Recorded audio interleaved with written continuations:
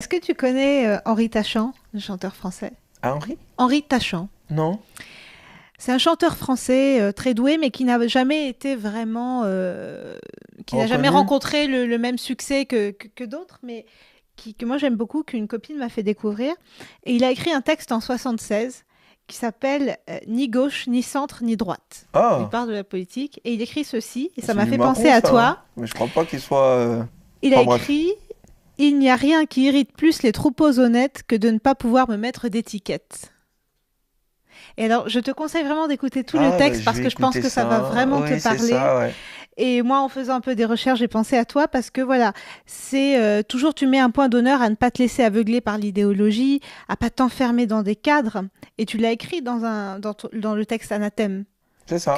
qui est sur ta chaîne YouTube que d'ailleurs j'invite les gens à aller voir parce que c'est très beau. Et alors, comment ça se manifeste tu nous l'as expliqué hein, dans tes actes, dans ta réflexion.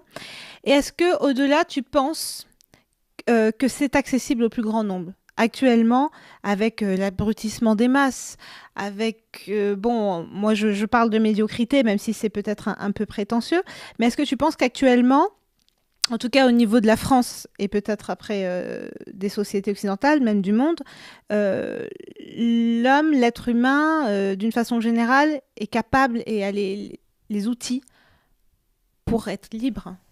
Oui. Mhm. Oui, oui. Bien sûr. En fait, ce sont des obstacles. Sans les obstacles, naturellement, l'être humain irait vers la liberté, vers la créativité. Il faut tout un travail pour lui enlever la confiance en soi et le pousser à rentrer dans le rang et être un mouton. Ça, c'est un premier élément. Et deuxièmement, moi, je regarde un peu. J'ai pas la prétention de connaître le monde. J'espère, quand je prendrai un peu plus d'âge, je pourrai avoir plus de bouteilles sur les hommes et les gens de manière générale. Mais moi, je regarde un peu les réactions que je suscite dans mes propos. Que les gens soient pour ou contre, je sais que les gens comprennent ce que je dis. Bon, déjà, moi, ça me rassure. Même si tu n'es pas d'accord avec moi, est-ce que tu comprends ce que je suis en train de dire? Ça, c'est un premier élément. Deuxième élément, je voyage beaucoup en ce moment. J'étais au Maroc, euh, au Mali, au Sénégal.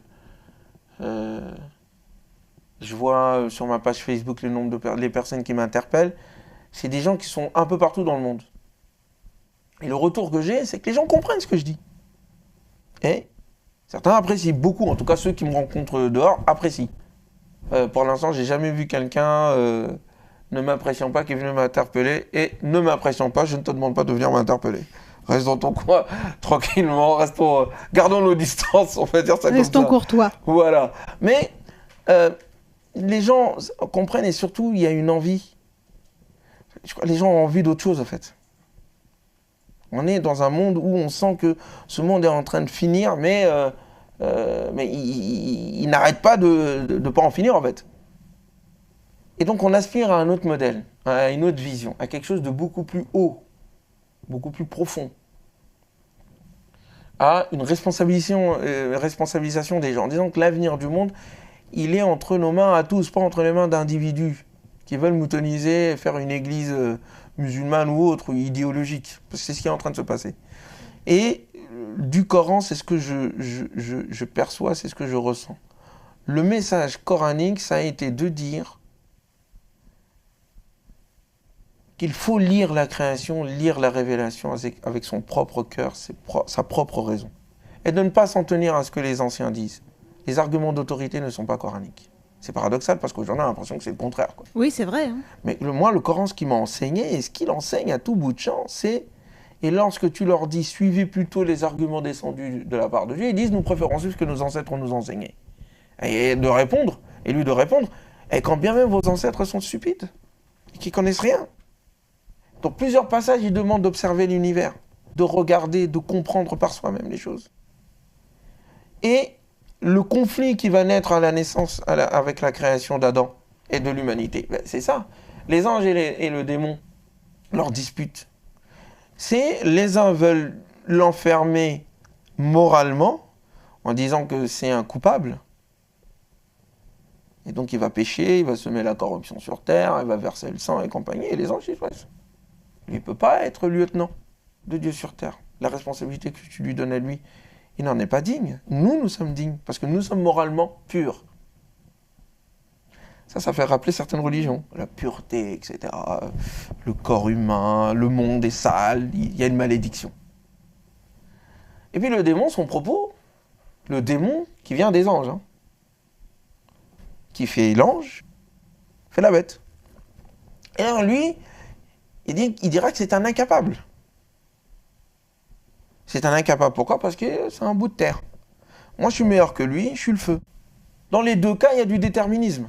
Dans les deux cas, soit un déterminisme spirituel, voilà, la providence du ciel, soit un déterminisme naturel, la loi du plus fort. L'être humain n'est ni dans l'un ni dans l'autre. Il est dans la liberté.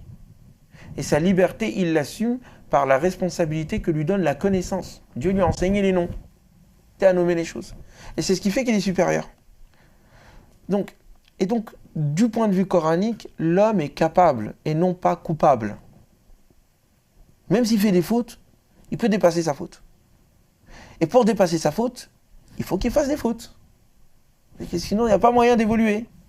Donc c'est de ce point de vue-là, et si c'est la conception que j'ai de l'être humain, nous pouvons dépasser les crises dans lesquelles nous nous trouvons. Nous pouvons faire mieux. Il y a un idéal qui est au-delà de nous. Et c'est parce qu'il est au-delà de nous que nous pouvons grandir infiniment. Et qu'il y a donc de l'espoir. Et que donc, c'est pour ça que je dis Sciences Po, c'est rien du tout. Non, il faut aller au-delà de Sciences Po. Même c'est au-delà là, il y a toujours au-delà. Donc il ne faut pas s'enfermer dans une étape. On n'est pas là pour s'enfermer dans une étape, on est là pour grandir. Donc de ce fait, avec cette vision-là, on n'est pas venu pour être en vacances. Voilà, il faut souffrir, il y a des épreuves dans la vie. Et l'épreuve, c'est la preuve, c'est pour prouver que tu es quelqu'un. Que toi aussi, laisse ta marque dans ce monde. Même infime soit-il, aussi infime soit-elle.